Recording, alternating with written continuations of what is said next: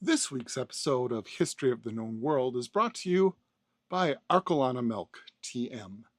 As you all know, Arcolana Milk TM comes from the freshest of the K-Caster farms, produced organically from their humanely treated herds, and scientifically advanced to fuel the body and clean the mind, inspire great days and relaxing nights.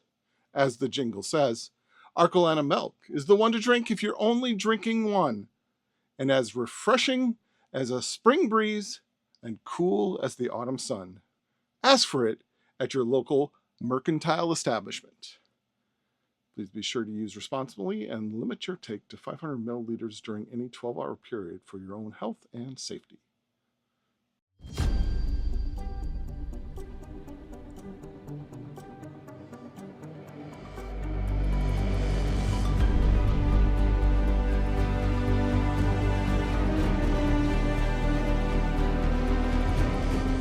My name is Professor Wimbleshades, and this is History of the Known World.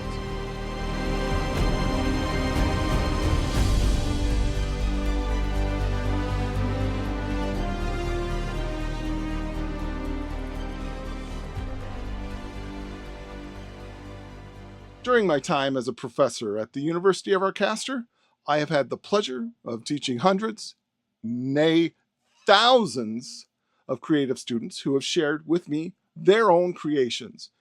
And this is the first one I have been willing to share with you. My friends, it comes from the mind and soul of Mythmander, an obscure one-time student of mine who has written these vignettes, something he calls card stories, although how they could be tales of cardboard I have no clue.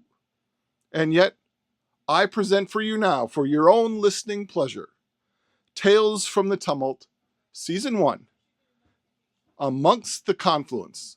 This is Episode 1, Baba Isba, The Leaving.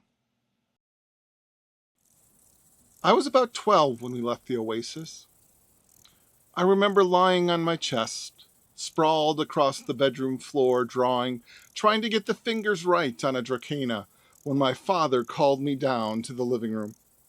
I muttered, "Just a moment," and began erasing the hand for another attempt. But then my uncle's voice, often so gentle and calming, rang out in our small wooden home. In my mind it echoed, but it could be the years since, or my young age at the time, that made it seem so loud. He said, "Dara, come down. Now. It's important." I probably sighed and likely finished erasing before my feet trudged down the narrow stairs. My father and uncle often talked alone back then. Those times I would be sent up to my room, and they would whisper in another language as if I could not understand it, as if the treasures of the world could not be shared with a child.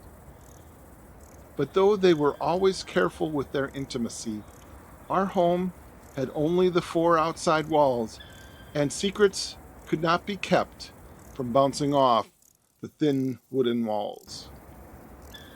When they called me down, I already knew that we were leaving.